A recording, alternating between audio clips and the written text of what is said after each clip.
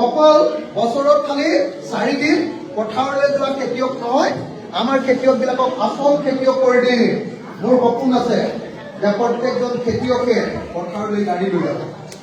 মোৰ সপোন আছে প্ৰত্যেকগৰাকী দাৱনীয়ে পথাৰলৈ স্কুটি লৈ যাব। আৰু সেইটো মই দিয়া স্কুটি নহয়, নিজে নিজে কিনি ল'ব পৰা স্কুটি।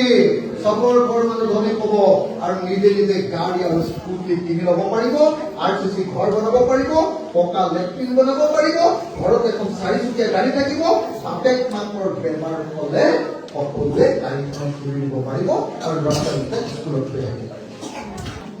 অকল বছৰত খালি 4 দিন পথাৰলৈ যোৱা খেতিয়ক নহয়, আমাৰ খেতিয়কবিলাকক আচল খেতিয়ক কৰি দিম। মোৰ সপোন আছে যে প্ৰত্যেকজন খেতিয়কে পথাৰলৈ গাড়ী লৈ যাব।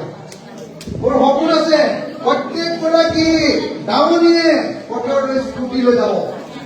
আৰু সেইটো মই দিয়া স্কুটি নহয়, নিজে নিজে কিনি ল'ব পৰা স্কুটি।